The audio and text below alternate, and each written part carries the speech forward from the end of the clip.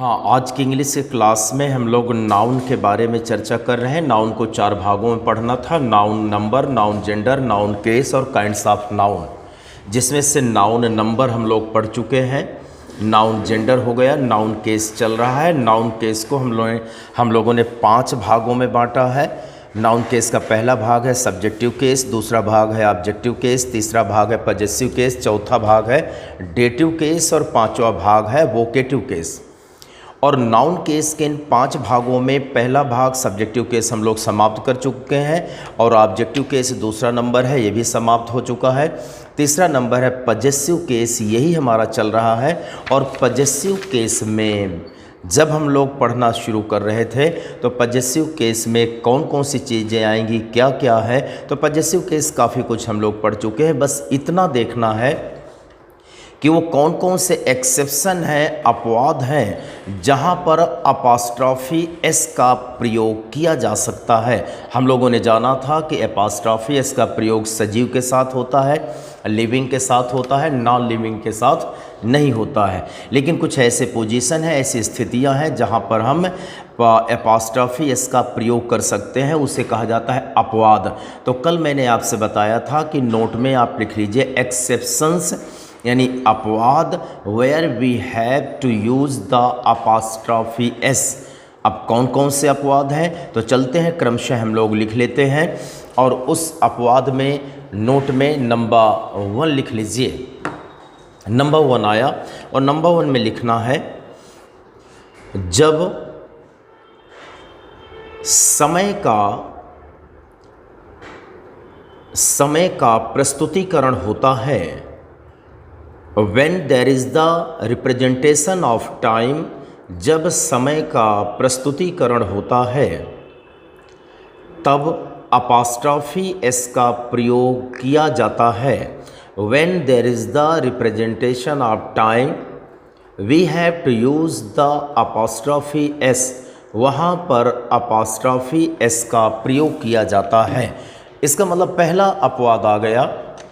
और पहला अपवाद या एक्सेप्शन यह है कि अगर समय की बात हो तो वहाँ पर हम अपॉस्ट्रॉफी का प्रयोग कर सकते हैं। जैसे पहले थोड़ा सा समझें, मान लिया कि मैं यहाँ पर एक ले रहा हूँ, 1 डे ले रहा हूँ, तो डे जो दिन है ये कोई सजीव बात नहीं है।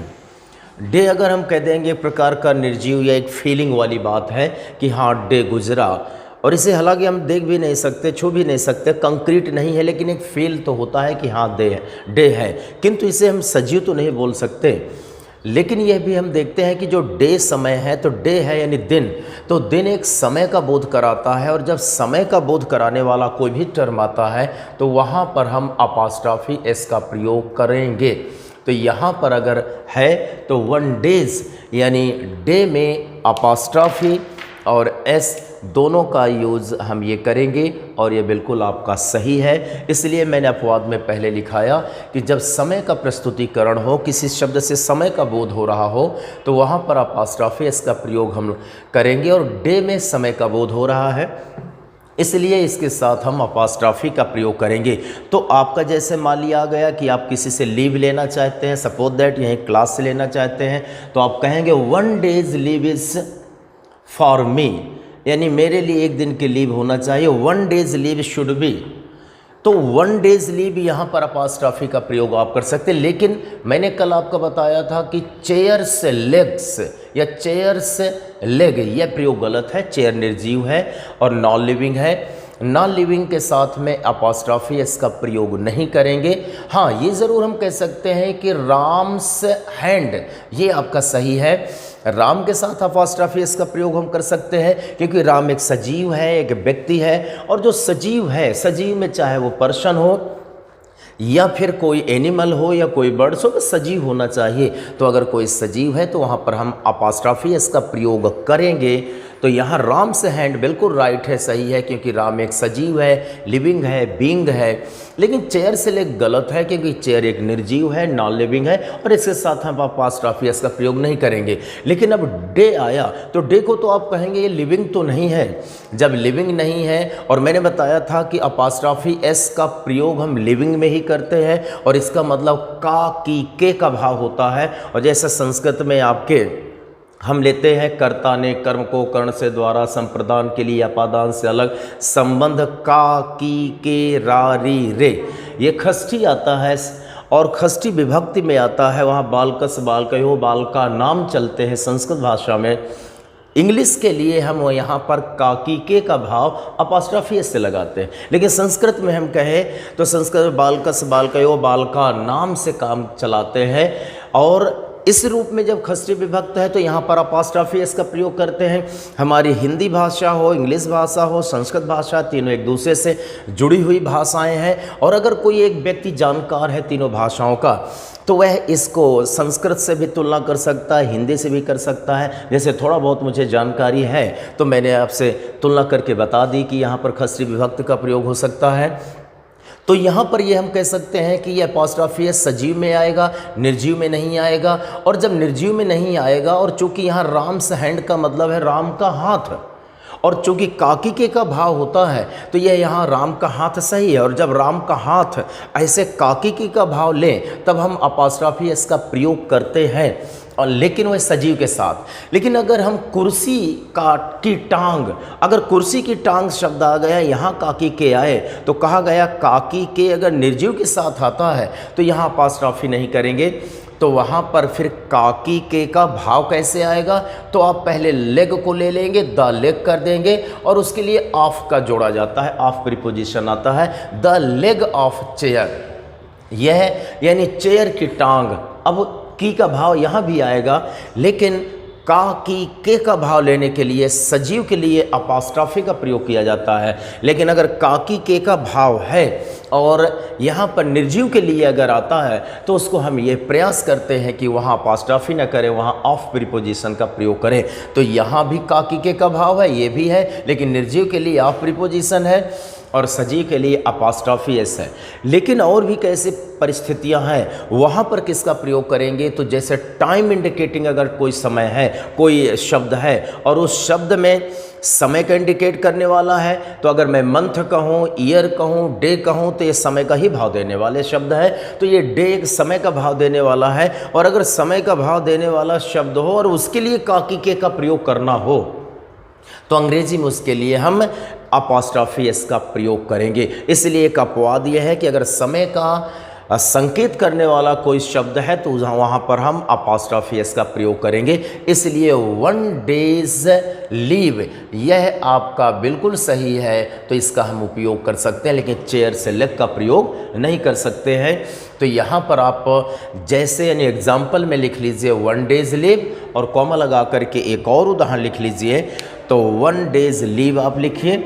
और एक और उदाहरण है 1 मंथ्स ड्यूरेशन, यहाँ पर आ गया 1 मंथ्स ड्यूरेशन, 1 मंथ्स ड्यूरेशन, एक ये भी आ गया 1 मंथ्स ड्यूरेशन। तो मंथ भी टाइम इंडिकेटिंग है, और अगर टाइम इंडिकेटिंग है तो वहाँ काकी के का अगर भाव लेना है तो हम यहाँ पर प्रयोग करेंगे अपॉस्ट्रोफी एस का प्रयोग करेंगे। तो पहला अपवाद आ गया। अब दूसरा अपवाद लिख लीजिए नंबर 2, और नंबर 2 में लिखिए जब कोई अंतरिक्ष का पिंड होता है तब उसके साथ अपॉस्ट्रोफी एस का प्रयोग किया जाता है। जब कोई अंतरिक्ष का पिंड होता है तब उसके साथ अपॉस्ट्रोफी एस का प्रयोग किया जाता है। When there is any heavenly body, so we have to use the apostrophe s in that heavenly body, just like there is the moon, so that moon's presence is the right writing। थोड़ा सा ध्यान दीजिए, जो दूसरा अपवाद आ गया तो दूसरे अपवाद में मैंने लिखाया कि जब अंतरिक्ष का कोई पिंड होता है, हेवनली बॉडी होती है, तो अगर मैं यहाँ कहूँ तो मून अंतरिक्ष का एक पिंड है, एक हेवनली बॉडी है।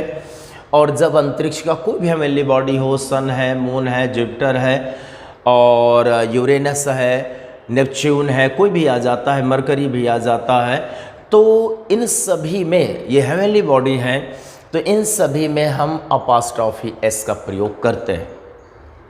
जैसा ये है कि निर्जीव में तो नहीं करते हैं, नॉन लिविंग में, सजीव में करते हैं। और अगर हवेली बॉडी आ जाए और उसमें काकिके का भाव आ जाए, जैसे करवा चौथ, हिंदुस्तान में करवा चौथ मनाया जाता है, पुरुषों का एक त्यौहार आता है, एक दिन 365 दिन में, कि उस दिन वो पूजे जाते हैं, और बाकी दिन तो ठीक है, सिर्फ़ और सिर्फ मेहनत और मेहनत। तो जो करवा चौथ आता है उस दिन महिलाएं कहती हैं कि करवा चौथ के दिन कि चंद्रमा उपस्थित हो चुका है, यानी मून से प्रेजेंस। तो वहाँ पर चूँकि मून है, ये हवेली बॉडी है, और जब हवेली बॉडी है तो हम यहाँ पर कह सकते हैं मून से, यानी चंद्रमा की उपस्थिति।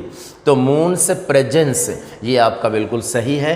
तो इसका मतलब ये कि अगर टाइम वाला कोई आता है, जैसा ईयर का भी आता, 1 ईयर्स ड्यूरेशन, तो ईयर शब्द है टाइम का। तो जब टाइम का इंडिकेट करने वाला कोई शब्द है और उसके लिए काकिके का भाव हो तो हम अपॉस्ट्रॉफी लगा देंगे। और कोई हवेली बॉडी है वहाँ पर कि चंद्रमा की उपस्थित, तो वहाँ पर भी हम जो है तो लगा देंगे अपॉस्ट्रॉफी एस। सजीव का है, राम का है, श्याम का है, सीता का है, गीता का है, वहाँ पर लगा देंगे, लेकिन हम निर्जीव के साथ, नॉन लिविंग के साथ नहीं लगाते। तो आप इसमें एग्जाम्पल करके लिख लीजिए, मून से प्रेजेंस, कॉमा, और एक और लिख लीजिए इसमें अर्थस रोटेशन, यानी जो हमारी पृथ्वी है वह रोटेट करती है, रोटेशन।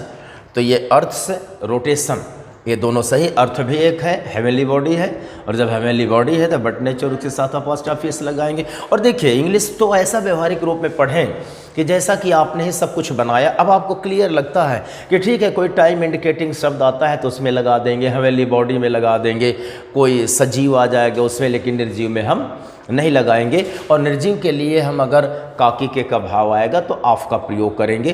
तो इस आधार से नहीं किया जा सकता। तो दूसरा अपवाद आपके सामने रहा। तीसरा अपवाद चलिए ले लेते हैं, और तीसरा अपवाद आया और लिखें, अच्छा जो आपका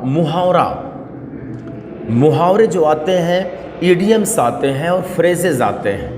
तो हिंदी में लोकोक्तियाँ और मुहावरे आते हैं, अंग्रेज़ी में इडियम्स एंड फ्रेजेस आते हैं। हिंदी भाषा, अंग्रेजी भाषा दोनों मिलती हुई भाषाएं हैं, और संस्कृत भाषा तो और मिलती हुई है, क्योंकि संस्कृत भाषा से ही हिंदी भाषा का जन्म माना जा सकता है। बहुत कुछ उसी से जुड़ा हुआ है और उसी से आई भी है। लेकिन हम यहाँ पर ये देखते हैं कि जैसे एक मुहावरा है, घर में नहीं दाना अम्मा चली भुनाने। अब मान लिया कि घर में दाना नहीं है कुछ, भुनाने चल दिया कि चलो चना भुना लेते हैं। ऐसी जो कहावतें हैं और जो मुहावरे हैं, तो अंग्रेजी में भी मुहावरे कहावतें हैं, यानी इडियम्स और फ्रेजेस हैं। तो अगर ऐसे कोई इडियोमेटिक आता है, कोई आप मुहावरा वाली बात आती है, तो मुहावरा में भी कोई भी शब्द होगा तो उसके साथ अपॉस्ट्रॉफी चलेगा, क्योंकि मुहावरा में है, बाकी जगह नहीं चल पाएगा, बाकी जगह चलेगा इन्हीं जगह में। और अगर लेकिन मुहावरा अगर वो कोई है तो किसी भी शब्द के साथ चलेगा, अगर निर्जीव भी है तो चलेगा, क्योंकि मुहावरा में है। इसलिए तीसरा अपवाद लिख लीजिए, किसी इडियोमेटिक, यानी इडियम से इडियोमेटिक आता है, IDIOMATIC, किसी idiomatic expression, idiomatic expression, bracket में लिख लीजिए मुहावरे का प्रयोग। किसी आइडियोमेटिक एक्सप्रेशन, ब्रैकेट है मुहावरे का प्रयोग, एक्सप्रेशन में अपॉस्ट्रॉफी एस का प्रयोग मान्य है। अपॉस्ट्रॉफी एस का प्रयोग मान्य है। Apostrophe S can be used, that is the accepted by the scholars whenever there is the use of the idiom. So in idiom and phrases, if there is the use of apostrophe s, that is right. तो मान्य है। जैसे, और जैसे में आप लिखिएगा, और ये आया a birds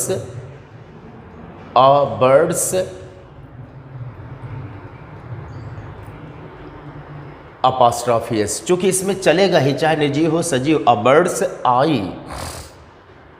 eye view, a bird's eye view, a bird's eye view मतलब सरसरी नज़र। सरसरी नज़र मतलब एक नज़र से कोई चीज़ देख लेना, ज़्यादा डेप्थ में न जाना। कॉमा, और मैं आपका जब आगे चलूँगा एक चैप्टर है, और जब हम वर्ड पावर में चलेंगे तो एक इडियम्स ऑफ फ्रेजेस का है, उसमें इडियम्स ऑफ फ्रेजेस में वो आपको क्लास में ही तैयार कराऊंगा कि जो कि अक्सर बोले जाते हैं और लोग बोलते हैं तो आप समझ सकें, और जो अक्सर आपका किसी एग्ज़ामिनेशन में ज़रूर आते हैं तो आप उसको सॉल्व कर सकें, और अक्सर अगर आप उन्हें लिख देंगे तो बहुत ही जो है तो कहा जाए इफ़ेक्टिव आपकी लैंग्वेज मानी जाएगी। तो उन इडियम्स ऑफ फ्रेजेस को हम यहाँ पर रटेंगे क्या है, समझ के रटेंगे उसे हम रूट लेवल पर जा करके, और जब ऐसे तैयार कर लेंगे तो अपनी लेखनी भी बढ़िया हो जाएगी, राइटिंग भी हो जाएगा बढ़िया, किसी की बात समझ लेंगे। और जब हम स्पोकन में ऐसे प्रयोग करेंगे इडियम्स ऑफ फ्रेजेस तो थोड़ा सा अच्छा ही लगेगा और बेहतर रहेगा, तो उसे हम याद करेंगे। और इसमें एक कॉमा लगा कर और लिख लें, at an arms length, at an ARM arms length, length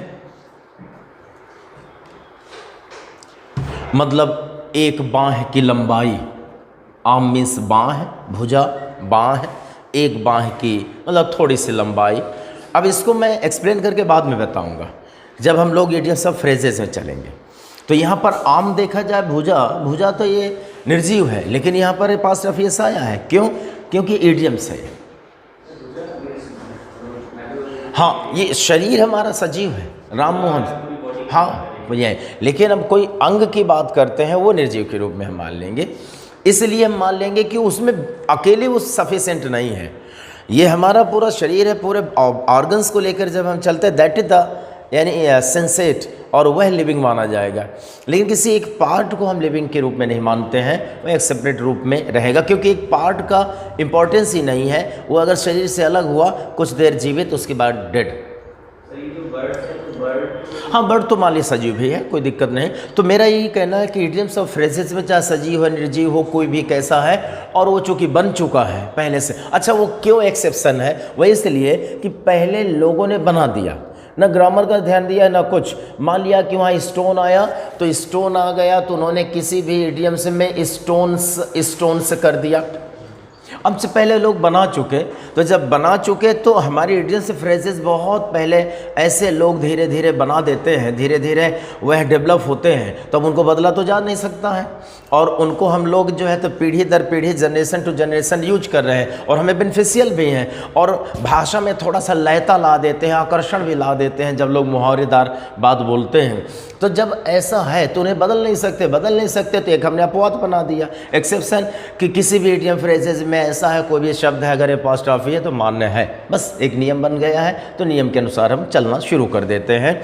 तो आपका ये तीसरा हुआ। चौथा नंबर डाल लीजिए, और चौथा आया, किसी प्लेस के साथ अपॉस्ट्रॉफी एस का प्रयोग किया जाता है, किसी प्लेस के साथ अपॉस्ट्रॉफी एस का प्रयोग किया जाता है। The apostrophe S is used with any place किया जाता है, जैसे, और चलिए जैसे में हम लिख लेते हैं, और ये आया आगराज, ये आगरा तो प्लेस है, तो आगराज क्लाइमेट, ये सही है, आगरा प्लेस है, तो प्लेस है, इसके साथ अपॉस्ट्रॉफी एस लग जाएगा, तो ये गलत नहीं है। इसी तरह आप ये कहें कि भारत की पॉपुलेशन बहुत बढ़ रही है, तो भारत की पॉपुलेशन, तो यहाँ पर आप, चूँकि भारत एक स्थान का नेम है, तो यहाँ पर हो जाएगा आपका इंडियाज पॉपुलेशन, तो ये आपका इंडियाज पॉपुलेशन आ जाएगा, इंडियाज पॉपुलेशन। इसी तरह चाइनाज पॉपुलेशन ये आ जाएगा, तो ये चूँकि प्लेस है इसलिए आपका ये सही है, गलत नहीं है। और अगला आया, अच्छा एक बात ध्यान दें, हाँ, जैसे पॉपुलेशन है तो इंडिया तो अकेले तो इंडिया नहीं लिख सकते हैं, जैसे कोई वर्ड होता है तो हम इंडिया लिखते हैं, इंडिया तो नहीं लिख सकते, जैसे कोई शब्द के साथ जुड़ा हुआ तब हम इंडिया। हाँ, अब बात ये आती है कि इंडियाज़ कैसे, अगर हमें ये कहा जाएगा कि इंडिया की पॉपुलेशन, इंडिया की कल्चर, मतलब किसी स्थान के साथ कोई शब्द जुड़ा है और वहाँ काकी के का भाव आ रहा है, तब जैसे कहा जाए भारत की संस्कृति पुरानी है, तो India's culture is old, is in ancient period, तो इंडियाज़ कल्चर इज़ ओल्ड यहाँ पर ये, तो जब कोई शब्द आएगा और उसमें काकी के का भाव आएगा तब की बात आती है। अगर हम कहें आगरा का क्लाइमेट अच्छा है, तो हम यहाँ द क्लाइमेट ऑफ आगरा लिखने की कोई ज़रूरत नहीं है, आगराज क्लाइमेट हम कर लेंगे, इसका ये मतलब है। और यहाँ पूरा सेंटेंस ना बता करके सिर्फ हम प्रयोग बता रहे हैं कि कैसे ये प्रयोग होगा, और सेंटेंस के लिए हम चलेंगे तब सिंटैक्स में उसे पढ़ेंगे। अच्छा, एक बात और, जैसे मैं यहाँ पर ये कहूँ कि ये ट्यूबलाइट है और ये मैं कहूँ ब्लिंकिंग कर रही है, ये आँख मार रही है, पंखा है, पंखा बुला रहा है। अब आप थोड़ा सा ध्यान दीजिए कि ये जो पंखा है फ़ैन है, तो फ़ैन क्या है, एक निर्जीव है, नॉन लिविंग है। अच्छा, बुलाने का काम, देखिए हर काम अलग है, सजीव का काम अलग है, निर्जीव का अलग है। जैसे बुलाना, तो बुलाने का काम सजीव करता है कि निर्जीव? अब आप कहें रोबोट भी करता है कि अच्छा, तो रोबोट तो मशीन है। नहीं सर, मैंने इस तरीके से बताया, जैसे पंखा चल रहा है तो हम आएंगे तो बंद करें हैं कि मेरा ये काम चल रहा है। अच्छा, अब देखें, जैसे सोना, खाना, रोना और ऐसी बात सजीव करते हैं कि निर्जीव? अब आप कहें चट्टान भी तो सोती रहती है, तो सजीव करते हैं। रोना सजीव करते हैं, सजीव में चाहे कुत्ता रोए या बच्चा रोए, ये रोने का काम है सजीव का। या दुल्हन रोए और या फिर जा कर के याक नामक पशु रोए, कोई भी है, कोई दिक्कत नहीं है, ये सजीव करते हैं। तो खाना, उठना, बैठना, रोना, बुलाना, मोबाइल चलाना, ये सब काम सजीव करते हैं। तो अगर मैं कहूँ कि राम बुला रहा है, तो ये राम सजीव है, सजीव की वर्किंग है बुलाना, तो ये सजीव की वर्किंग है। पंखा निर्जीव है, वो तो नहीं बुलाएगा। अब मैं कह दूं पंखा बुला रहा है, तो शायद मैंने ऐसा किया है कि सजीव में निर्जीव के गुण डाल दिया है, यानी निर्जीव में सजीव के गुण डाल दिया मैंने। तो सजीव का काम है बुलाना, और अगर मैं कहूँ पंखा बुला रहा है, तो पंखा निर्जीव है, निर्जीव को मैंने सजीव मान लिया, यानी निर्जीव को मानो जैसे मैंने मान लिया। यहाँ मानवीकरण अलंकार हो गया है, पर्सोनिफिकेशन, फिगर ऑफ स्पीच हो गया। तो अगर मैं कहूँ पंखा बुला रहा है, तो ये मेरी कला है भाषा की कि मैंने इस पर, पंखे पर, इससे मैंने निर्जीव है लेकिन इसमें सजीव के लक्षण डाल दिया, क्योंकि सजीव जैसा काम इसको मैंने करवाना शुरू कर दिया कि वो बुला रहा है।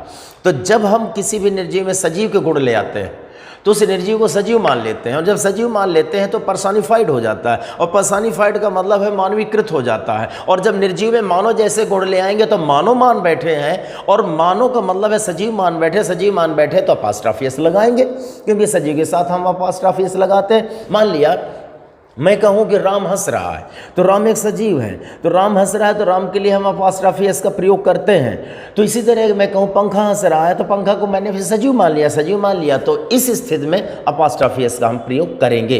तो इसका मतलब एक ये होता है, whenever we have to personify any material, so we have to use the apostrophe s. जब हम किसी भी निर्जीव को सजीव मान लेते हैं, उसे मानवीकृत मान लेते हैं, तो वहाँ पर अपॉस्ट्रोफी एस का प्रयोग किया जाता है। तो चलिए इसमें से अगला पॉइंट है, और ये आपका आ गया 5th नंबर आया, और इसे लिखे, जब किसी निर्जीव को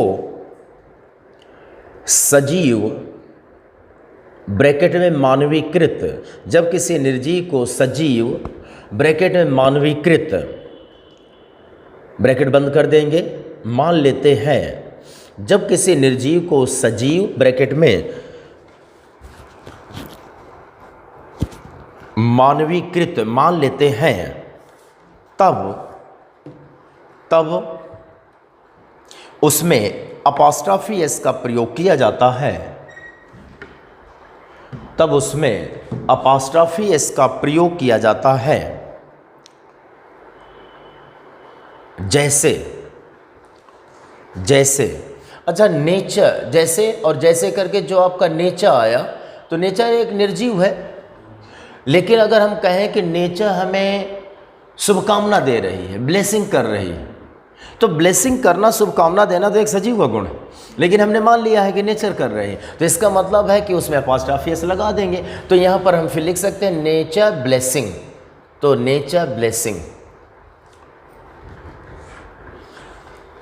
और एक और, जैसे ये हम कहें नेचर ब्लेसिंग, BLESS यानी SSING, नेचर्स ब्लेसिंग। अच्छा ये किए, मुकुट एक शब्द आता है, आपका है क्राउन शब्द आया, क्राउन।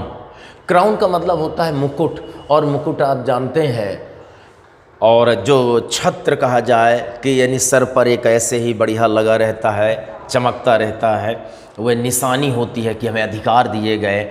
जैसे चार्ल्स हैं और वह ग्रेट ब्रिटेन में राजा के रूप में बैठे, तो वह एक मुकुट लगाया जाएगा, और मुकुट संकेत करता है कि उन्हें यानी शक्ति दी गई है, अधिकार दिए गए, ताकत दिए गए। जब ऐसी बात आती है तो मुकुट तो निर्जीव है, चाहे वो चांदी का बना हो, लोहा का बना हो, या पत्थर का बना हो, या सोने का बना हो, या हीरे के बना हो, जवाहरात का, किसी भी जो है तो स्टोन आदि का बना हो, वो तो निर्जीव है। लेकिन अगर मैं ये कहूँ कि मुकुट निर्णय देता है, या मुकुट का निर्णय है कि ऐसा होना चाहिए, तो निर्णय कौन देता है? सजीव देता है, निर्जीव तो देता नहीं है। लेकिन अब हम कहते हैं मुकुट निर्णय देता है, इसका मतलब है कि मुकुट को, निर्जीव को हमने सजीव मान बैठे हैं, और जब सजीव मान बैठे हैं तो फिर क्राउन के साथ में अपॉस्ट्रोफी आएगा। मैं कहूँ कि चार्ल्स का निर्णय, तो चार्ल्स का निर्णय, तो चार्ल्स निर्णय डिसीजन आ जाएगा। मैं कहूँ कि एलिजाबेथ से डिसीजन, तो एलिजाबेथ अपॉस्ट्रोफी आएगा, डिसीजन आएगा। तो और राम का निर्णय, तो राम से डिसीजन आएगा। तो उसी तरह हम कहें क्राउन का निर्णय, इसका मतलब है क्राउन को हम सजीव मान बैठे, पर्सनिफाइड कर चुके हैं, तो वहाँ पर आएगा। इसलिए यहाँ पर एक और कॉमा लगा के लिख लेंगे, और ये आएगा क्राउन्स डिसीजन, क्राउन्स डिसीजन।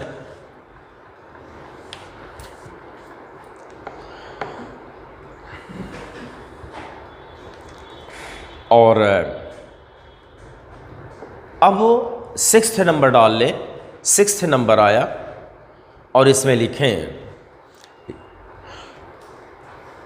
हाँ हालांकि इसकी चर्चा हुई थी, लेकिन फिर भी थोड़ा यहाँ शॉर्ट में हम लोग कर लेते हैं इस पॉइंट में भी। मान लिया यहाँ पर आया, मैं ये कहूँ गर्ल, तो गर्ल यानी लड़की का हॉस्टल, तो गर्ल्स हॉस्टल, ये हमारा सही है हॉस्टल। लेकिन अगर मैं कहें लड़कियों का हॉस्टल, तो ये आपका आया गर्ल्स, ये आया। अब गर्ल्स आया और लड़कियों का हॉस्टल, तो फिर वैसे अपॉस्ट्रोफी एस का मतलब काकी के होता है, तो यहाँ पर ऐसे लगाना चाहिए। लेकिन मैंने आपसे कहा था कि अगर कोई यह नाउन हो, उस नाउन का आखिरी शब्द, आखिरी अक्षर, लेटर, अगर वह आपका एस है, तो उसे हम कह देते हैं कि हिसिंग वर्ड माना जाता है, या एस साउंड वर्ड माना जाता है। तो जब वह हिसिंग साउंड या एस साउंड ये माना जाएगा, तो एस साउंड वाला है। तो जब कोई एक शब्द आया हो, एस साउंड का आया हो, तो ऐसी स्थिति में हम सिर्फ अपॉस्ट्रोफी लगाते हैं। तो हमारा ये अगले पॉइंट में आता है कि एस साउंड वाले में है, तो कैसे लगाएंगे अपॉस्ट्रोफी? एस साउंड का मतलब किसी भी, जैसे यहाँ पर बॉय आया और यहाँ पर आ गया बॉयज़ आ गया, तो यह है, इस शब्द में एस साउंड है आखिरी में, तो आखिरी में अगर एस साउंड है तब कैसे लगाएंगे, और अगर एस साउंड नहीं है तब कैसे लगाएंगे? तो आप ये ध्यान देना है कि जो बॉय है, इसमें से आखिरी में एस नहीं आया, तो ये विदाउट एस एंडिंग वर्ड है, यानी जिस वाले में आखिरी में एस लगा है तो एस एंडिंग वर्ड माना जाता है, हिसिंग वर्ड माना जाता है। जिसमें यानी जिसमें अंत में है और जिसके आखिरी में एस नहीं है तो विदाउट एस वाला माना जाएगा। तो बॉय विदाउट एस वाला है, बॉयज़ है तो विद एस वाला है। तो जब आपका यहाँ पर विदाउट एस वाला होगा तो हम यहाँ पर अपॉस्ट्रोफी और एस दोनों लगाएंगे। लेकिन जब यहाँ पर यह विद एस वाला आएगा तो ऐसी स्थिति में केवल अपॉस्ट्रोफी लगाएंगे, एस का प्रयोग नहीं करेंगे। तो इसमें से अगले में लिख लेंगे यदि कोई शब्द एस साउंड वाला कोई शब्द, एक बात थोड़ा सा सुधार ले, यदि किसी शब्द के अंत में, ऐसा कर लीजिए तो और बेहतर रहेगा, यदि किसी शब्द के अंत में, कोई के जगह थोड़ा सुधार लीजिए, यदि किसी शब्द के अंत में, यदि किसी शब्द के अंत में एस अक्षर यानी लेटर नहीं आता, एस अक्षर नहीं आता, तब उसमें अपोस्ट्रोफी एस का प्रयोग करते हैं, तब उसमें अपोस्ट्रोफी एस का प्रयोग करते हैं। If there is no s last word in the word, so we have to use the apostrophe s, apostrophe s का प्रयोग करते हैं। जैसे जैसे बॉयज़, बॉयज़ बुक, ये लिखना है बॉयज़ बुक, और जैसे बॉयज़ अपोस्ट्रोफी एस है book, comma girls hostel, girls hostel,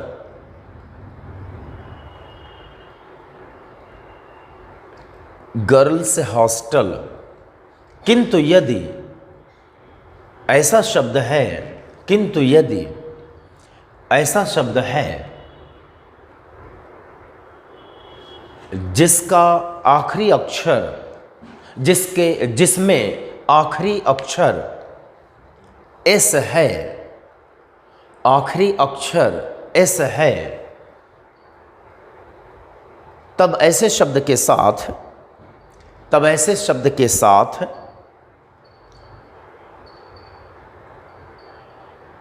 केवल अपोस्ट्रोफी का प्रयोग करते हैं, एस का प्रयोग नहीं करते हैं। केवल अपोस्ट्रोफी का प्रयोग करते हैं, एस का प्रयोग नहीं करते। Only apostrophe is used whenever there is the last s letter in any word, so we have to use only apostrophe का करते हैं। जैसे, और जैसे में अब यहाँ पर लिखेगा गर्ल्स, GIRLS, फिर apostrophe, girls hostel, girls hostel, यानी इसे लिखिए girls hostel, comma boys book, boys book, और केवल अपोस्ट्रोफी रहेगा। पैराग्राफ चेंज कर ले।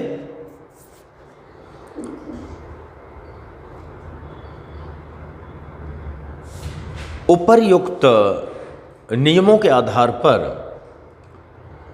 पजेसिव केस का प्रयोग किया जाता है। उपर्युक्त नियमों के आधार पर पजेसिव केस का प्रयोग किया जाता है। The possessive case is used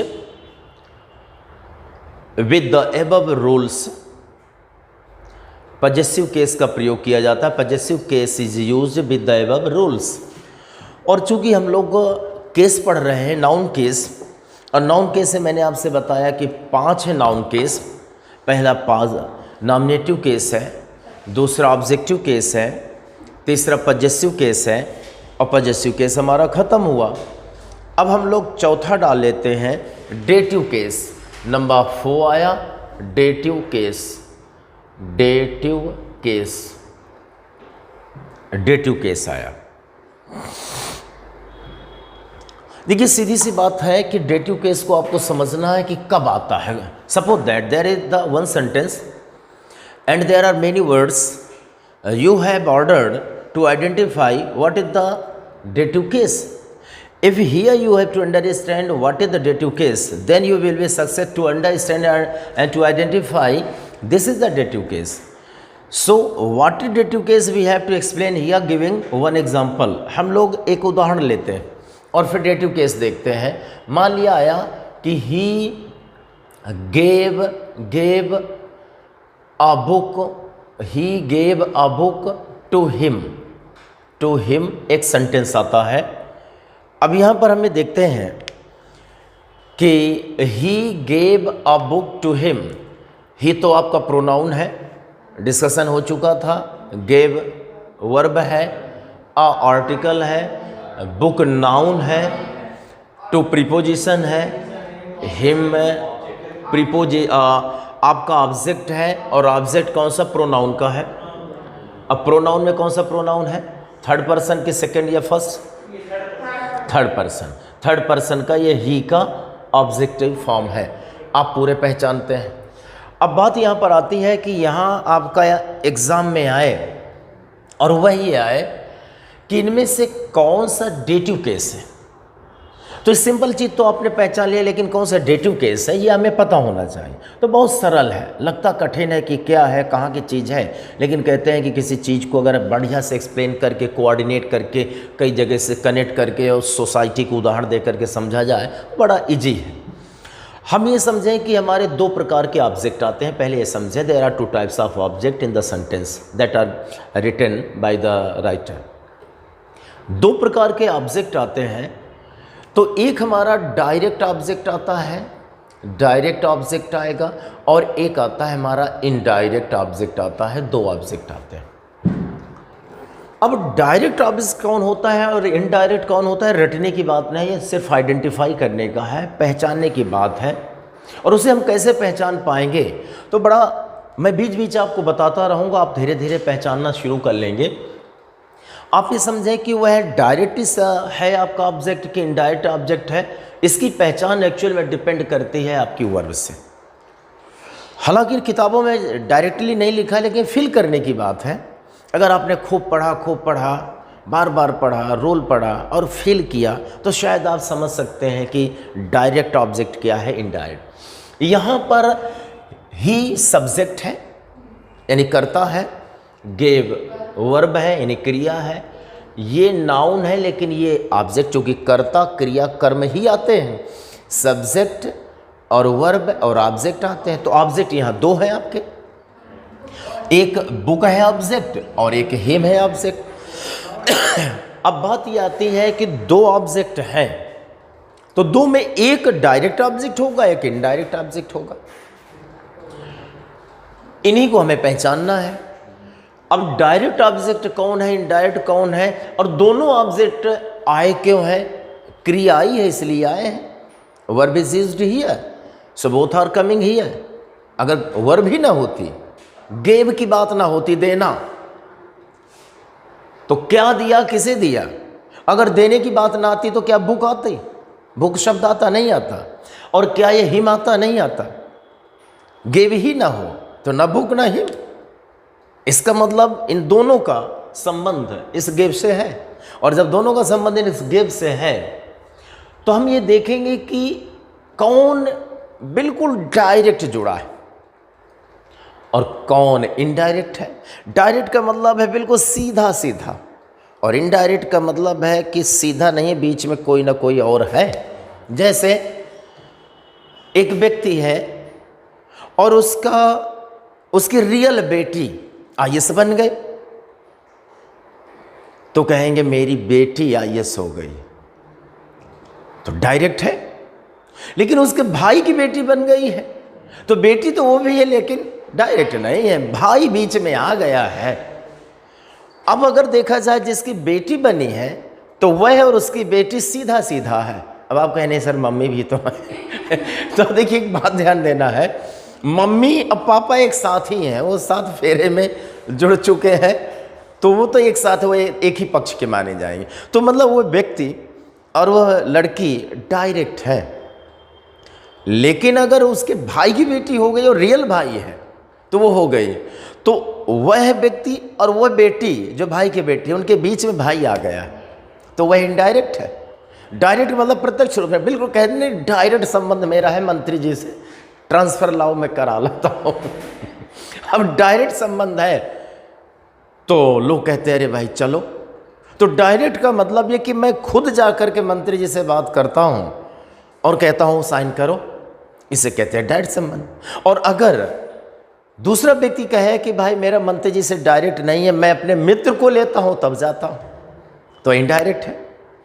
अब इसका मतलब ये कि इस क्रिया से बिल्कुल डायरेक्ट जो जुड़ा है, तो डायरेक्ट ऑब्जेक्ट हो जाएगा। और जो इनडायरेक्ट जुड़ा है तो इनडायरेक्ट। लेकिन अब इसे पहचाने कैसे कि डायरेक्ट कौन जुड़ा है, इनडायरेक्ट कौन जुड़ा है? बस इसकी कला होनी चाहिए। बहुत सारे सेंटेंस में मैं बताऊंगा तो ये कला आप में भी डेवलप हो जाएगी।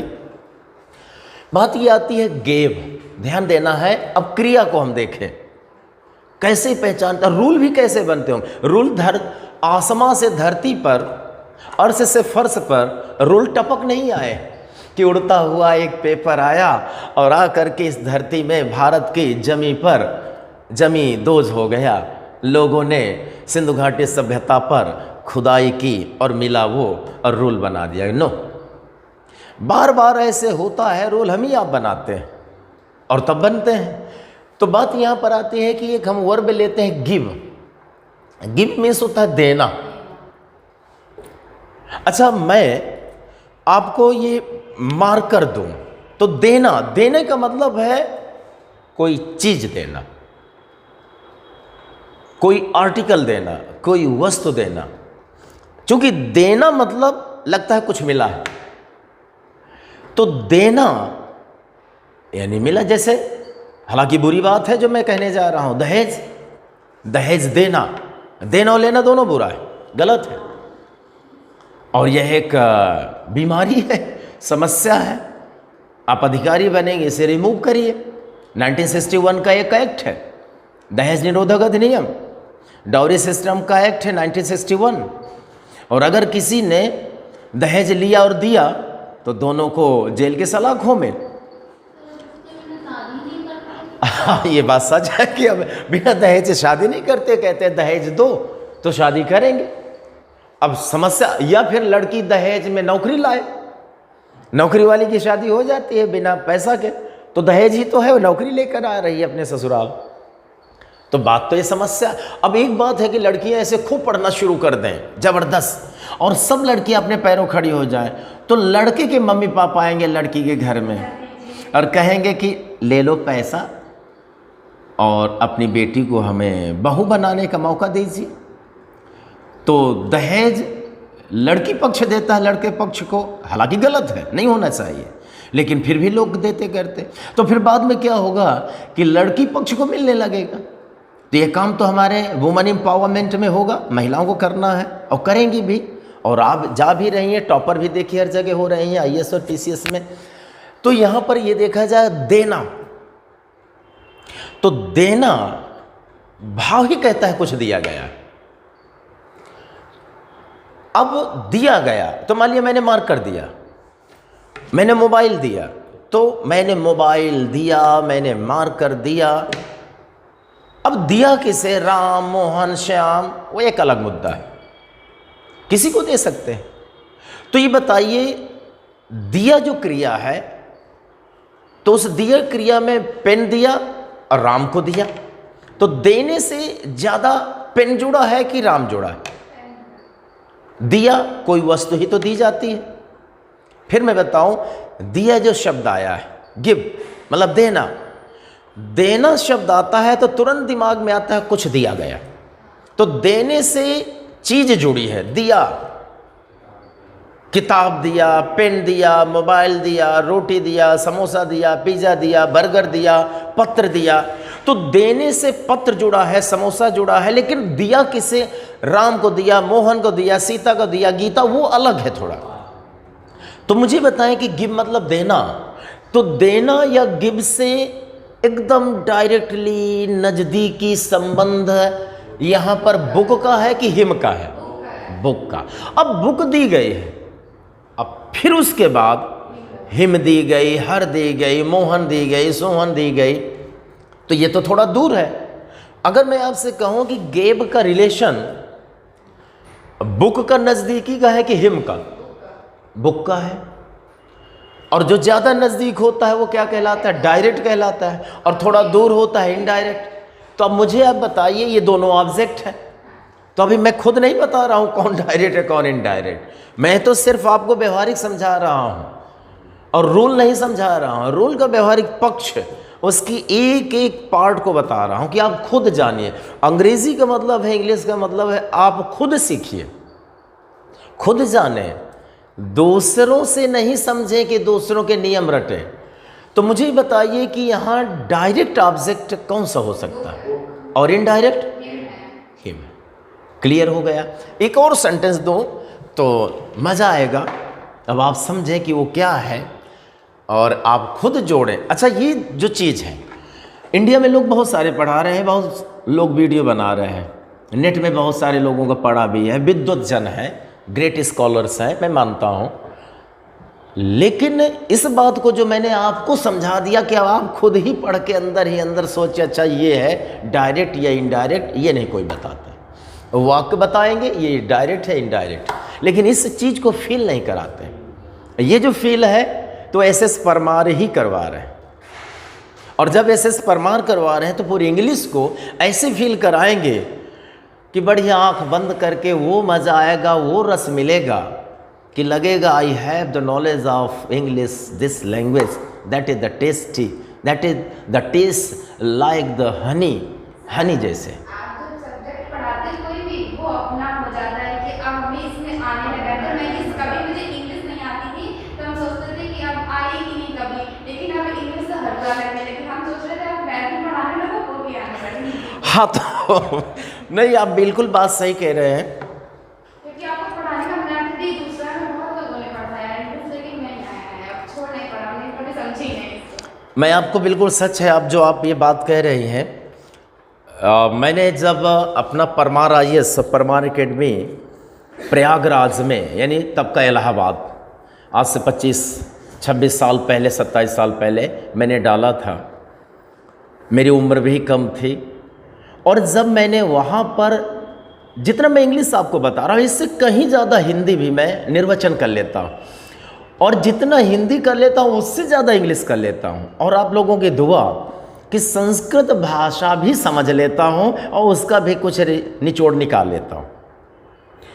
तो जब डाले तो वहाँ पर कोचिंग में ये आया कि कौन विषय क्या पढ़ाया जाए, 2-3 विषय में पढ़ाता रहा, समय नहीं था, बच्चे डिमांड कर रहे थे मैं ही पढ़ाऊँ। मैंने 1-2 विषय दूसरों को दे दिया और मैथ भी दे दिया, रीजनिंग।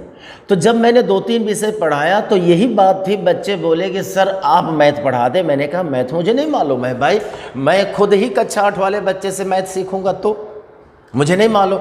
बोले नहीं आप मैथ पढ़ाएं। और मैथ के मर्मज्ञ लोग थे, विद्वान लोग थे मैथ के, और वही लगे हुए थे, 3-3 टीचर थे। बोले आप पढ़ाएं। तो भाई मैंने पढ़ाना शुरू किया। हानि लाभ, काम समय, चाल समय, प्रतिशतता, और सच में थोड़ा बहुत तो मान लिया मैथ का नॉलेज है, ऐसा नहीं है, कैलकुलेशन तो कर ही लेते हैं। लेकिन हुआ क्या कि अब उसे पढ़ाना है तो मुझे मेहनत करनी पड़ी, और मैंने पढ़ा।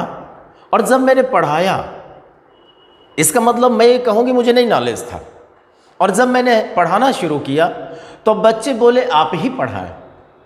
मैंने कहा मैं तो ज़्यादा बता भी नहीं रहा हूँ, मैथ वाले सर बड़ा अच्छा बता रहे हैं, और बहुत ज्ञान भी है, क्वालिफाइड है, सेलेक्टेड है। बोले सर वो बहुत कुछ है लेकिन वो हमें समझा नहीं पा रहे, और आपने जो समझा दिया 1 दिन में वो 1 महीने में नहीं समझा पाए। तो मैंने कुछ दिन मैथ पढ़ाई। जो आप कह रहे हैं कि अगर मैथ भी पढ़ाएं तो आप समझ जाएंगे, और जो आपने कहा कि इंग्लिश हमने पढ़ा बहुत लेकिन इंग्लिश कभी नहीं समझ में आएगी ये सोच लिया था, लेकिन आपने पढ़ाया तो अब ये हलवा लग रही है, यही है। तो उसका मतलब ये है कि ऊपर से खुदा ने, प्रभु ने थोड़ा बहुत एक ये शक्ति दी है कि मैं ना आने वाली चीज़ भी समझा दूँ। और ये सच है, जो अगर कहे कि, और मैंने पहले भी कहा था इंग्लिश बिल्कुल नहीं आती तो आएगी, और निश्चित आएगी। तो हाँ ये चीज़ है, रूल मैं पढ़ता हूँ, किताबें बहुत सारी पढ़ ली है, खुद भी किताब लगभग पांडुलिपि मैंने स्क्रिप्ट लिखी रखी है, छपवा नहीं पाया, ये सब कुछ है। लेकिन उन रूल के बेस पर नहीं चलता हूँ। उन रूल को जब पढ़ता हूँ तब मैं समझता हूँ पहले, और समझने का मतलब 10 साल पहले समझ लिया, आज नहीं है। ये जो मेरी इंग्लिश है ये करीब 20-22 साल पहले की इंग्लिश है, आज की नहीं है ये। और आज मैं खड़ा हो गया पढ़ाने के लिए, और 20-22 साल पहले की है। और ये भी बताएं, बीच बीच जब भी मौका आता है पढ़ाता हूँ, बाकी कभी पढ़ता नहीं हूँ, तो बहुत पहले की। लेकिन एक बात ये आती है कि जब भी मैं पढ़ा या अब भी पढ़ता हूँ तो यहाँ पर यह है कि मैं उन नियमों को खुद सेंटेंसेज में दसियों, एक नियम है तो दसियों सेंटेंस में उस नियम को समझूंगा और समझने के बाद इस रूप में समझता हूँ कि बच्चे को कैसे आए। यानी मेरा अध्यापन क्लास पर डिपेंड नहीं रहता कि मेरी क्लास कितनी जल्दी ख़त्म हो, मेरा अध्यापन बच्चों पर डिपेंड रहता है कि उनको कैसे आए। तो एक रोल को दसियों सेंटेंस में समझने के बाद कि अब ऐसे समझाना है, तो ये जो समझाने का ढंग है आदि किसी किताब में नहीं है, वो मेरा स्वयं का विकसित रूप होता है, तभी मैं समझा भी ले। और ये नेचुरली भी है, कोई बनावटी नहीं। मैंने पढ़ा, मुझे खुद है कि हाँ ये करना है, कुछ रटना भी नहीं है, ना बोलना है, ना कुछ बना के लाता हूँ, सब कुछ यही है। कारण यह है कि मुझे खुद ही वो नेचुरली चीज़ें हैं। तो यहाँ पर आया कि एक सेंटेंस में फिर दे रहा हूँ, आप डायरेक्ट और इनडायरेक्ट समझिए। He wrote a letter for Sita.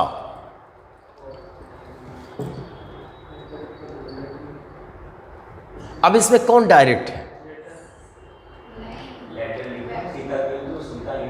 Sita direct है।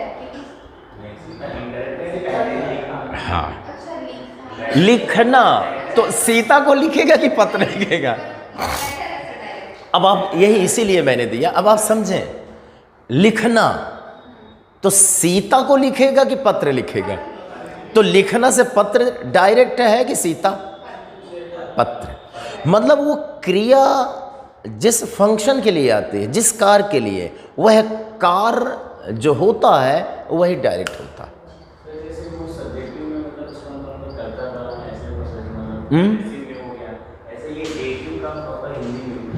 अभी वो सब बता रहे हैं, अभी तो मैं चल रहा हूँ, अभी केवल क्या हूँ उसे मैं बता रहा हूँ। हिंदी भी, हिंदी इसलिए आपका कि वो भी दिमाग सेट जल्दी हो जाएगा, तो इसलिए है। और यहाँ पर भी मैंने नहीं दिया, उसे दूंगा, लेकिन हिंदी सेट हो जाएगा कि भी भूलेगा नहीं, इसलिए है। अब यहाँ पर आया he wrote a letter for Sita, ये आया। एक और यहाँ पर हम लेते हैं he purchased a mango from Rahim. Sir mango direct है और रहीम इनडायरेक्ट है। यही है ना? क्योंकि उसने मैंगो परचेज किए हैं। अब परचेज रहीम तो नहीं किया जाएगा, रहीम तो नहीं किया जाएगा। और उसने ये कि रहीम से मैं आम खरीदा। हाँ, तो परचेज नहीं, परचेज क्रिया को देखें, तो उसके हिसाब से क्या परचेज, क्रिया से संबंध। क्रिया परचेज मतलब उसका फंक्शन क्या है? खरीदना। तो खरीदना क्या है? वस्तु खरीद रहे हैं, इसलिए मैंगो क्या है?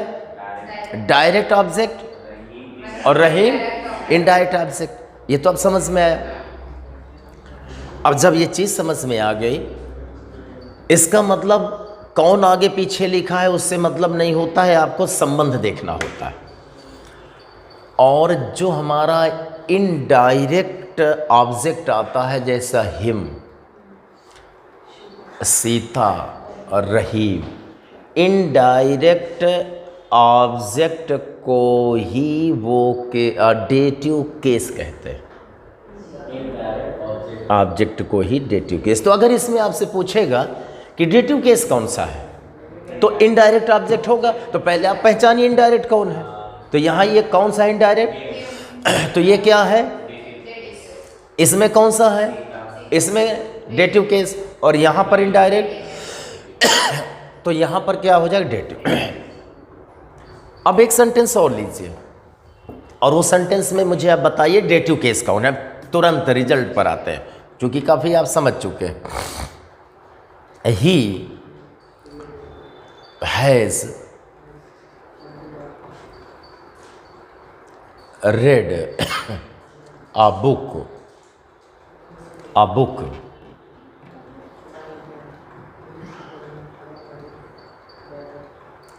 purchased, चलिए इसे परचेज न करें, a book from shop। कौन है डायरेक्ट? बुक चूंकि लिखने का काम, पढ़ने का काम, तो बुक। और इनडायरेक्ट कौन है? इनडायरेक्ट तो डेटिव केस कौन है?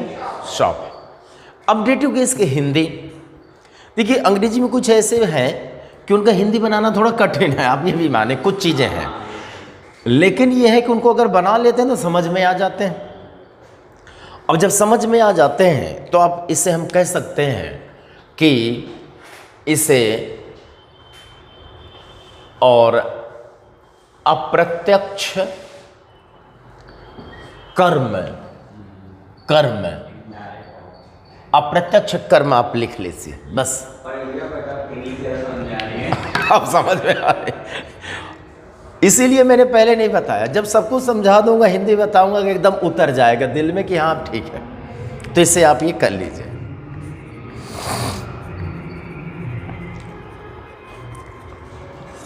और इसमें चलिए अब लिख लेते हैं। डेटिव केस में किसी वाक्य के इनडायरेक्ट ऑब्जेक्ट और उसके आगे हिंदी लिख लेंगे अप्रत्यक्ष कर्म। अब सरल लग रहा होगा कि इसमें कुछ दम नहीं, अब इसमें कोई दम नहीं, किसमें? डेटिव में।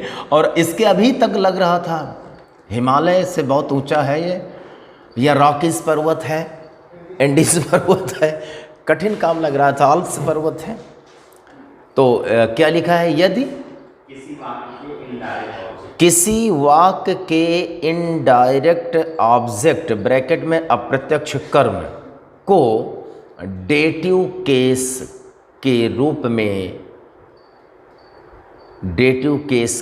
में जाना जाता है। डेटिव केस के रूप में जाना जाता है। Indirect object of the sentence is known as dative case. For example करिए। और इस एग्जाम्पल में एक तो यही कर लीजिए, he gave a book to him, यह है he gave a book to him, और हिम के नीचे अंडरलाइन और इसके नीचे अंडरलाइन करके लिख लीजिए डेटिव केस। ये तो पहला एग्जाम्पल हुआ। दूसरा एग्जाम्पल एक थोड़ा अलग लिखिए और बताइए कि वह डेटिव केस कौन सा है। एक बात ध्यान देना है, यहां एक ये ऑब्जेक्ट है बुक और एक हिम। कुछ लोग क्या समझाते हैं इंग्लिश में, क्रिया के जो नजदीक हो पहले नंबर में है वह डायरेक्ट होता है ऑब्जेक्ट, और जो बाद में है इनडायरेक्ट ऑब्जेक्ट, क्योंकि उन्हें खुद नहीं पता सच में नहीं पता है उन्हें, लेकिन ठीक है, अपनी अपनी दुकान है, सजी है, चल रही है। हाँ ये बात है, खरीदार का नुकसान हो रहा है। लोग जानते हैं लेकिन समझा नहीं पाते सही से। एक हमारे टीचर थे, पीएचडी करते थे, मुझे इंटरव्यू पढ़ाते थे तो बताते भी थे, लेकिन उनके बताते तो उन्होंने बुक भी लिखी, कला नहीं थी समझाने के। हमें कभी नहीं क्लास में बाहर कर दिया करते थे, खड़े रहते थे, जब क्लास हो जाती थी। देखिए ऐसे लोगों की एक बात बताएं, वो कई किताबों से मिला के लिख लेते हैं, लेकिन जो लोग ये ऐसा तो मानते हैं कि नहीं कुछ लोग समझा पाते हैं, लेकिन जो ऐसे बताते हैं तो उन्हें नहीं पता होता है कि क्या है, बस उन्हें सोचे डायरेक्ट बच्चों को समझा दे। इसलिए ध्यान देना है, वर्ब के साथ यानी नज़दीक आने वाला इनडायरेक्ट हो सकता है और इधर वाला डायरेक्ट हो सकता है। डायरेक्ट कौन है, इनडायरेक्ट कौन है, ऑब्जेक्ट वो डिपेंड करता है कि इस क्रिया से कौन डायरेक्टली टच है और कौन इनडायरेक्टली टच है, बस ये है। और वही मैंने आपको समझाया, बाकी और नहीं समझाया। हाँ ये बताया कि लोग ऐसा करते हैं, लेकिन लोगों पर हमें नहीं जाना है, भरोसा ही नहीं लोगों पर। तो अगला उदाहरण है, और इसी में आप पहचाने कि कौन डायरेक्ट हो सकता है और कौन इनडायरेक्ट। तो लिखिए द बॉय यानी लड़का, डिलीवर्ड, द बॉय डिलीवर्ड। अच्छा, डिलीवर मीन्स होता है देना, पहुंचाना। द बॉय डिलीवर्ड,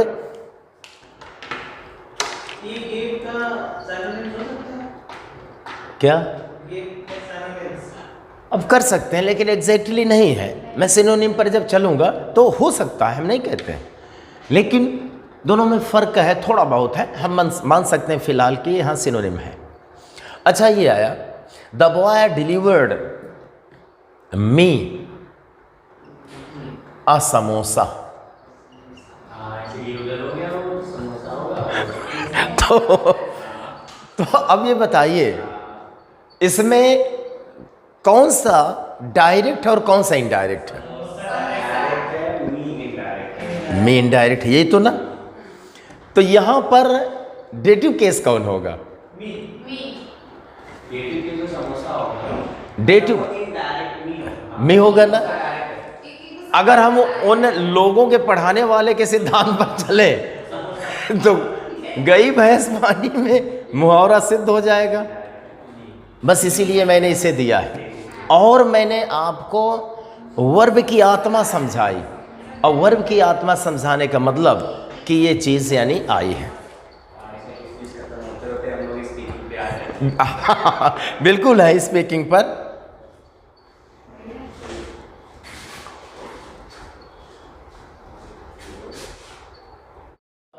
अब इसमें से हम लोग चल रहे थे डेटिव केस में, कौन सा डेटिव केस है? तो एक एग्जाम्पल ये हमने लिया, द बॉय डिलीवर्ड मी अ समोसा। तो जो इनडायरेक्ट ऑब्जेक्ट होगा वही डेटिव केस होगा, और यहाँ पर मी क्या हो जाएगा? Dative case. डेटिव केस, इस पर अंडरलाइन करके और लिख लीजिए। और इस तरह से डेटिव केस तो आपने समझ लिया है और कोई दिक्कत की बात है नहीं, इसलिए अब क्यों समय गंवाएं। और अब डेटिव केस चौथा ख़त्म करके पांचवें नंबर पर आ जाइए, और पांचवा आ गया ओकेटिव केस। वोकेटिव या ओकेटिव कहे पांचवा आया, ये fifth number vocative, VOCATIVE, vocative case. अब आप ये कहें इसका हिंदी क्या है, अभी बाद में चले क्योंकि हाँ, मतलब ये प्रयास रहता है कि उसको धीरे से चलते चलते भी सर पहलू करते हुए आगे बढ़े, तो अब इसमें वोकेटिव केस करते हैं। अच्छा, एक बात ध्यान दें, सपोज दैट कि आपके घर, मतलब एक व्यक्ति है, उसके घर पर शादी हो रही है और तैयारी हो रही है सब कुछ। उस घर के मुखिया ने अपने घर के एक सदस्य को कहा, और ये कहा मोहन। अब मोहन, और क्या उससे कहता है कि मोहन, यानी मोहन को एड्रेस कर रहा है, संबोधित कर रहा है कि मोहन। अब है क्या, वह दूध का इंतज़ार कर रहा है मिठाई बनवाने के लिए, लेकिन वो कहता है कि मैं दूध का वेटिंग कर रहा हूँ, आई एम वेटिंग फॉर मिल्क। लेकिन वो मोहन को संबोधित कर रहा है, घर का बच्चा है मोहन, मैं दूध का इंतजार कर रहा हूँ, मतलब ये तुम अभी लाए नहीं। तो मोहन कोमा, और इसमें से आया आई एम वेटिंग, और वेट के साथ में प्रीपोजिशन जनरली फॉर आता है। तो आई एम वेटिंग फॉर मिल्क, ये आपका आया। अच्छा, सेंटेंस एक्चुअल में क्या है, यहां सब्जेक्ट आई है, भले ही मोहन पहले लिखा है, मोहन नहीं है सब्जेक्ट। हर शब्द वाक्य का जो शुरू में है वह ज़रूरी नहीं कि सब्जेक्ट ही होगा। तो यहाँ पर सब्जेक्ट है आई, एम हेल्पिंग वर्ब है, वेटिंग मेन वर्ब है, फॉर प्रीपोजिशन है, और मिल्क नाउन है, ये नाउन है। तो यहाँ सेंटेंस है आई एम वेटिंग फॉर मिल्क, मैं दूध का इंतजार कर रहा हूं, लेकिन वह जो ये बात कहता है तो मोहन को संबोधित करके कह रहा है कि मोहन, आई एम वेटिंग फॉर मिल्क। मतलब वो कहता है अरे मोहन, मैं दूध का इंतजार कर रहा हूं, तुम लाए नहीं। और मेन है दूध का लाना, यानी दूध का इंतजार करना। लेकिन ऐसी बात मोहन से कह रहा है, क्यों? क्योंकि उसे हो सकता है उसने मोहन से कहा हो, या मोहन की ड्यूटी रही हो लाने का, तो मोहन को संबोधित कर रहा है। मेन वाक है आई एम वेटिंग फॉर मिल्क, लेकिन संबोधित कर रहा है मोहन को। जब भी किसी वाक में, ये तो वाक तो मेन यही है, लेकिन ये बात कही गई है किसी को एड्रेस करके, किसी को संबोधित करके, यानी किसी को विशेष अटेंशन में लाके कि तुमने ऐसा क्यों नहीं किया, तुम दूध क्यों नहीं लाए। तो जब कोई वाक हो और उस वाक में कोई संबोधन के लिए प्रयोग किया गया हो, तो संबोधन वाले को वोकेटिव केस बोलते हैं। तो इस वाक्य में अगर मैं यही कहूं, mister Ajit you are not writing, तो यू आर नॉट राइटिंग मतलब तुम नहीं लिख रहे हो। संबोधित किसे कर रहे हैं? अजीत को। तो ये क्या हो जाएगा? Anamika, you are not listening my speech, तो you are not listening my speech, ये जो बोल रहा हूं मैं, ये वाक्य है, लेकिन मैं एड्रेस किसे कर रहा हूं? अनामिका को। तो अनामिका क्या होगा? वोकेटिव केस होगा। अब आप ये कहें कि वोकेटिव केस का हिंदी क्या हो सकती है, तो संबोधन संज्ञा, बस आप इतना कर लें। और संबोधन के लिए ऐसा लिख करके कॉमा लगा दिया जाता है। अच्छा, यही बात मतलब गर्त से लेकर नीचे से ऊपर तक मैं हर एंगल में समझा रहा हूं, अब बड़ा इजी लग रहा है। और यही अगर नियम में मैं बांध दूं तो लगेगा कि बहुत, ये भाषा बहुत कठिन है, इंतज़ार करेंगे अगले जन्म में शायद सीख ले, शायद फ्रांस जर्मनी कहीं पैदा हो जाए तो सीख ले, ये साउथ इंडिया केरला में हो जाए तो ये चीज़ आए। तो चलते हम लोग थोड़ा सा लिखते हैं। और ये देखिए, ध्यान देना, ये जरूरी नहीं कि सजीव हो, संबोधन हो सकता है, निर्जीव भी हो सकता है। Himalaya, that is our god, Himalaya हमारा रक्षक है। कोई भी हो सकता है संबोधन में, व्यक्ति हो सकता है, वस्तु हो सकता है। तो चलिए लिखें, जब किसी वाक्य में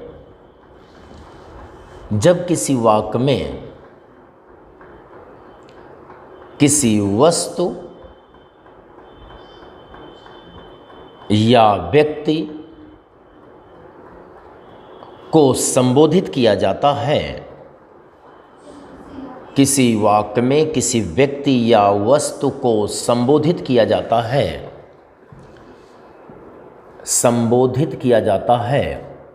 तब इसी संबोधित व्यक्ति या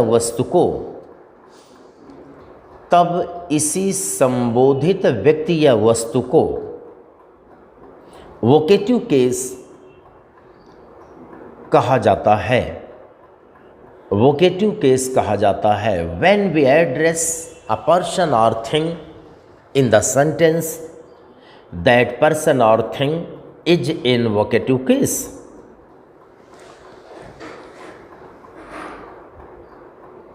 जब किसी व्यक्ति या शब्द, उसी के आगे, जब किसी व्यक्ति या शब्द पर अधिक अटेंशन, किसी व्यक्ति या वस्तु पर अधिक अटेंशन रखते हुए स्पीकर द्वारा बोला जाता है। स्पीकर मतलब बोलने वाला। अटेंशन रखते हुए स्पीकर द्वारा बोला जाता है, तब उसे शब्द या वस्तु को उसी शब्द या वस्तु को ओकेटिव केस कहा जाता है। ओकेटिव केस कहा जाता है। टू कॉल समवन और to get attention of the speaker is the vocative case. For examples,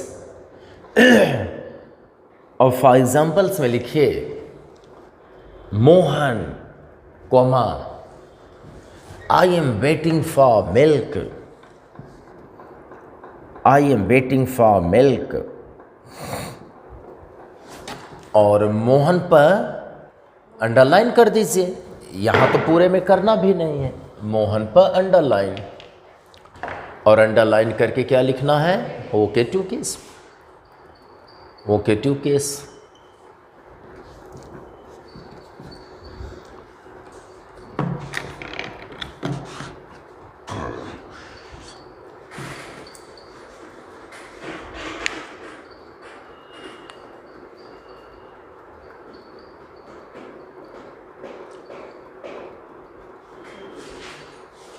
अच्छा, थोड़ा एक सेंटेंस और देखिए, दूसरा अभी लिखना नहीं है, अभी आपको समझना है।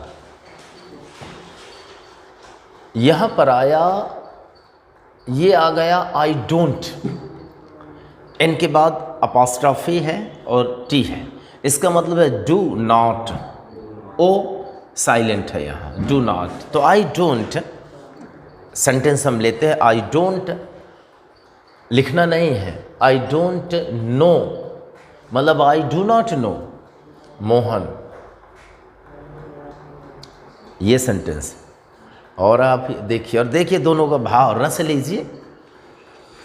अभी वृंदावन है, मथुरा, वहाँ के संत समाज जब कान्हा की छोटी छोटी हरकतें बचपन की सुनाते हैं तो कहते हैं ये तो गोपाल का क्षेत्र है, नंद का क्षेत्र है, कान्हा का क्षेत्र है, आनंद लीजिए। और श्रवण करता आनंद में डूब जाते हैं, आनंद मिलता है। और मैं तो कहता हूँ कोई भी विषय पढ़ाइए कि पढ़ने वाला आनंद में डूब जाए, रस है। क्यों वृंदावन में जो ऑडियंस है, श्रोतागण है, क्यों डूब जाते हैं हरे रामा हरे कृष्ण। विदेशी आते हैं बहुत, महिलाएं पुरुष सब कुछ बेच करके पैसा यही दे देते हैं वृंदावन में, और उसके बाद महिलाएं साड़ी पहनती हैं और वो धोती कुर्ता में आ जाते हैं। बेल बॉटम सूट टाई ख़त्म, अंग्रेजियत ख़त्म, हिंदुस्तानी वेशभूषा, और राधे राधे हरे हरे, मज़ा आता है। सेम चीज़ है, अगर आपको व्याकरण का ज्ञान है, ग्रामर का ज्ञान है, तो एक ही वाक्य में सेम आपके वर्ड्स हैं लेकिन अर्थ अलग होगा, रस अलग निकलेगा, मज़ा आएगा। और आज वही रस लेते हैं, मज़ा। सेम मैं लिखने जा रहा हूँ, बस ग्रामर का ज्ञान है, पंक्चुएशन का ज्ञान है। तो आई, अब आप कहेंगे कि ये क्यों ऐसा, I don't know comma Mohan, comma आ गया है, बस इतना फर्क है। तो इसलिए अब देखिए, अब आपका रस मिल रहा है तो मज़ा आ रहा है, इसलिए मैंने कहा वृंदावन वाला रस मिलने वाला है, लाल गोपाल वाला। अब मतलब जब कवि लिखता है, और था क्या, दुशासन, दुशासन जब खींच रहा था साड़ी द्रौपदी की, तो उन्होंने भगवान कृष्ण को पुकारा, क्योंकि पतियों ने तो उन्हें जुआ में खेल ही दिया था, बाजी लगा दी थी। तो उन्होंने पुकारा, जब पुकारा तो कान्हा आए, तो दुशासन साड़ी खींच रहा है, उन्होंने साड़ी को बढ़ाते रहे, खींचते खींचते थक गया, बेहोश हो गया, गिर गया, साड़ी ख़त्म ही ना हो। तो कवि क्या लिखता है कि ये महिला साड़ी की बनी थी क्या? मतलब ये महिला नहीं थी, ये तो साड़ी थी, यह साड़ी की महिला है। यानी यह सारी बीच नारी की, नारी बीच सारी, मतलब सारी बीच नारी की, नारी बीच सारी की, सारी ही की नारी की, नारी ही की सारी। मजा मिलता है ऐसी चीज पढ़ने में। तो यहाँ मजा लीजिए, अभी नारी सारी का बाद में लेंगे, जब आएगा फिगर ऑफ स्पीच आएंगे तब लेंगे। फिगर ऑफ स्पीच में 8-10 फिगर ऑफ स्पीच में चलूँगा इंग्लिश में, इन्हें जिन्हें अलंकार कहते हैं, तो ये चलेंगे हम लोग। बट यहाँ पर आई डोंट नो मोहन, अब आप समझिएगा, आई यानी मैं, डू नॉट यानी नहीं, नो जानता, मैं नहीं जानता मोहन, यानी मोहन नामक व्यक्ति को मैं नहीं जानता वो कौन है। और यहाँ क्या है, अभी समझिए, रस लेना है। तो मान लिया एक व्यक्ति है और मुझसे कह रहा है, तो मुझसे ये कह रहा है कि आई डू नॉट मोहन, मतलब मैं मोहन को नहीं जानता कौन है। सपोज दैट मैंने उससे चर्चा की कि मोहन भाई पूछ रहा था आपके बारे में, तो उसने कहा मैं तो मोहन को नहीं जानता, आई डू नॉट नो, मैं नहीं जानता मोहन को। अब उसके बाद दूसरा आया, मतलब दूसरा सेंटेंस है। सपोज दैट मोहन नामक व्यक्ति खड़ा है और उसने एक व्यक्ति से कहा कि ये बताओ बेटी की शादी हो रही है, 8 लाख लगना है, 4 लाख है, 4 कहाँ से आएगा? तो मोहन ने कहा 4 लाख है, 4 कहाँ से आएगा? तो व्यक्ति क्या कहता है, मोहन मैं नहीं जानता कहाँ से आएगा। हाँ, इसमें भी मोहन ही संबोधित हो रहा है कि मोहन को नहीं जानता। तो वो कहता आई डू नॉट नो, मैं नहीं जानता। अब क्या नहीं जानता कि पैसा कहाँ से आएगा या स्कूल कहाँ है, कॉलेज, मैं नहीं जानता मोहन, यानी वो मोहन को संबोधित कर रहा है कि अरे मोहन मैं नहीं जानता कहाँ से आएगा। बात सिर्फ कॉमा की ही तो है, और जब कॉमा की है तो ये, तो इन दोनों वाक्यों में संबोधन वाला शब्द इसका मोहन है, किसका? नीचे वाले का। तो वोकेटिव केस कौन होगा? ये वाला मोहन होगा दूसरे सेंटेंस का। तो दूसरा उदाहरण भी लिख लीजिए इसे, I do not know comma Mohan, और मोहन पर लिख लीजिए वोकेटिव केस, क्योंकि यहाँ भाई अभी हमने पहले संबोधित किया था Mohan comma I do not no, तो जरूरी नहीं कि पहले ही लिखा हो संबोधन में, आखिरी में भी तो हो सकता। तो यहाँ पर आखिरी में है, ये कॉमा बता रहा है कि ये नो वाली बात, ध्यान दीजिए इधर, चूंकि इससे नो के बाद ये है तो इसका मतलब नो इससे जुड़ा है, और यहाँ कॉमा बताता है कि नो ये अलग है, मोहन अलग है, तो मतलब संबोधन है, ये संबोधन है। तो इसे लिख लीजिए, ये दूसरा वाला इससे, और मोहन पर अंडरलाइन करके और लिख दीजिए वोकेटिव केस, वोकेटिव केस।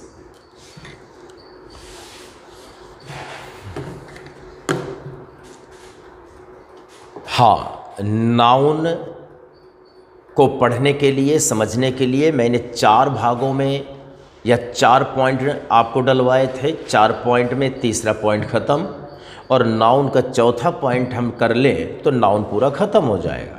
तो अब चलिए हेड पॉइंट डाल लेते हैं, चौथा नंबर। और चौथा नंबर आप देखेंगे पीछे पलट करके, तो काइंड्स ऑफ नाउन। तो काइंड्स ऑफ नाउन, आज मैं नाउन के प्रकार का स्ट्रक्चर बनवा दूं, और अगली क्लास में उसे क्रमशः पढ़ते जाएंगे, बड़ा इजी हो जाएगा। फिर आपको किसी वाक्य में देंगे तो आप बहुत ही त्वरित गति से फास्टली सब कुछ आइडेंटिफाई करेंगे, पहचान करेंगे। और जैसा आज अजित आपने कहा कि अब तो स्पोकन आ जाएगा, क्यों? क्योंकि चीज़ें मैंने आपसे कहा था ना, जब हमें खुद समझ में आ जाए कहाँ क्या करना है तभी हम स्पीकिंग कर पाए। वही है, खुद वही सामने वाला आया है, अब हम खुद समझते हो क्या बोलना कैसे, तभी तो बोल पाएंगे। रटी रटाई तो 2, 4, 10, 20, 100 सेंटेंस हो सकते हैं, और जब हम खुद समझ जाते हैं तो फिर स्पीकिंग बड़ा सरल है, इजी। तो चलिए इसमें से देखते हैं। There are many types, many kinds of noun, इसमें लिख लेते हैं। यानी नाउन के हमें काइंड से देखना है प्रकार, तो नाउन कितने प्रकार का है, कितने काइंड्स का है, तो देख लेते हैं। There are many kinds of noun as, यानी कई प्रकार हैं, तो देयर आर मैनी काइंड्स, और काइंड्स के आगे ब्रैकेट में टाइप से लिख लीजिए, एक ही चीज़ है काइंड और टाइप। तो many kinds of noun as, अब वो कितने हैं तो पहले सभी को हम पॉइंट में लिख लें, फिर एक एक को डिटेल करेंगे। तो नंबर वन आया proper noun. Number one proper noun. ज़रूरी नहीं हर चीज़ की हिंदी हो, लेकिन प्रयास हम करेंगे कि हिंदी भी लिखते चलेंगे तो समझ में आए। तो इसका हिंदी लिख लीजिए व्यक्तिगत संज्ञा, प्रॉपर नाउन, और इसकी हिंदी है व्यक्तिगत संज्ञा।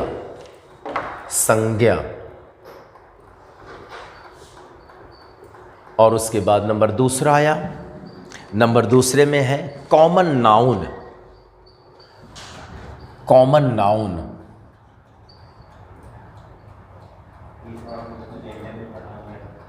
क्या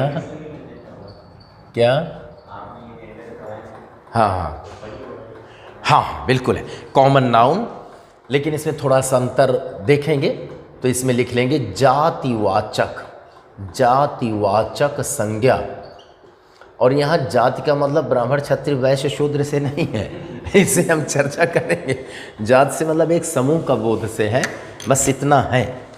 जैसे काऊ, तो काऊ किसी एक को तो नहीं कहते हैं, किसी भी को कहते हैं समूह के लिए, तो उसे इसीलिए देंगे। अगला आया तीसरा कलेक्टिव नाउन। तीसरा है कलेक्टिव नाउन,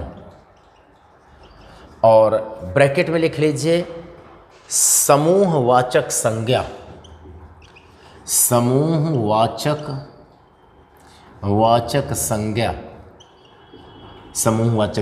चौथा नंबर आया, मटीरियल नाउन। चौथा मटीरियल नाउन, और इसकी हिंदी है द्रव्यवाचक संज्ञा।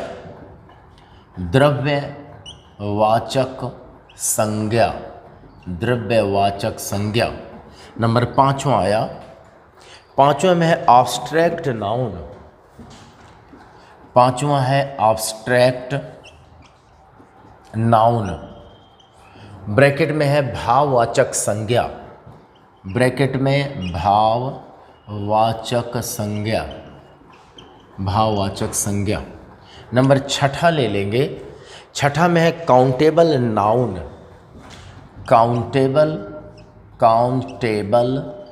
नाउन, और इसकी हिंदी है गणनीय, यानी जिसे गणना कर सके, गणनीय संज्ञा।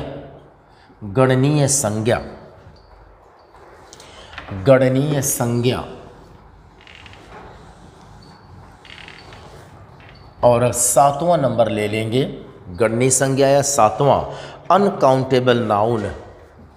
सातवां है अनकाउंटेबल नाउन, और इसमें लिख लेना है अगणनीय संज्ञा। और आठवां आया कॉन्क्रीट नाउन। आठवां है कॉन्क्रीट नाउन, और इसमें लिख लेंगे मूर्त संज्ञा। आप देख रहे होंगे कि परमार सर तो कई प्रकार बताते जा रहे हैं, जनरली 4 या 5 प्रकार के ही लोगों ने बताया और संज्ञा ख़त्म कर दिया। कोई बात नहीं है, 5 प्रकार के, लेकिन अभी हम लिखते तो चले। तो भाई अभी हमें चूँकि इंग्लिश समझना है, इसलिए सबको समझना होगा। क्लास ख़त्म करना हो तब तो 5 एक बता दें, 5 मिनट में काम ख़त्म। तो यह है कॉन्क्रीट नाउन। 9वां नंबर कर लेंगे पजेसिव नाउन।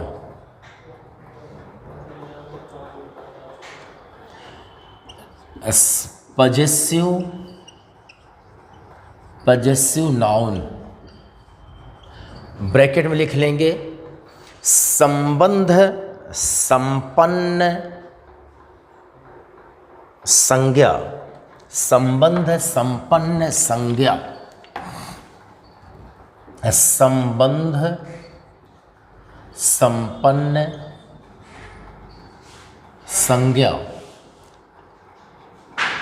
संज्ञा। 10वां नंबर आया। 10वां में है कंपाउंड नाउन। कंपाउंड नाउन, और इसमें लिख लेंगे संयुक्त संज्ञा। संयुक्त संज्ञा। और 11 नंबर लिख लें सिंगुलर नाउन। 11 नंबर आया सिंगुलर नाउन, और इसकी हिंदी है एकल संज्ञा। एकल संज्ञा। और 12 नंबर लिख लीजिए प्लूरल। प्लूरल नाउन और बहुल संज्ञा। बहुल संज्ञा। कुछ छोटा होगा तो बाद में भी करा देंगे, 2-3 लाइन छोड़ देंगे। तो 12 प्रकार की हम संज्ञा को पहचानेंगे, वाक्य में पहचानेंगे, और आप सक्षम भी होंगे। अगर वोकेटिव केस है, इनको हमने समझ लिया है, और जो कठिन था तो ये आ गया, और इसी के साथ डेटिव केस है, ये समझ में आ गए तो ये भी आ जाएंगे। 2-3 लाइन छोड़ करके फिर फर्स्ट नंबर को हेड पॉइंट बना लीजिएगा, लेकिन अभी चाहे रहने दीजिए, क्योंकि अगली क्लास में ही हम लोग इसे पढ़ेंगे और प्रॉपर नाउन को। तो अभी कुछ ना करिए, अगर होगा तो 2-3 लिखा देंगे, फिर देन प्रॉपर नाउन हम लोग शुरू कर देंगे। तो आज की क्लास हम लोग यहीं पर शुरू करते हैं, समाप्त करते हैं, और अगली क्लास में हम लोग काइंड्स ऑफ नाउन के पहला काइंड जो होगा फर्स्ट प्रॉपर नाउन, उसे हम लोग शुरू करेंगे और समझेंगे। 12 प्रकार के नाउन्स को हम ढंग से समझ लेंगे। Okay, thank you.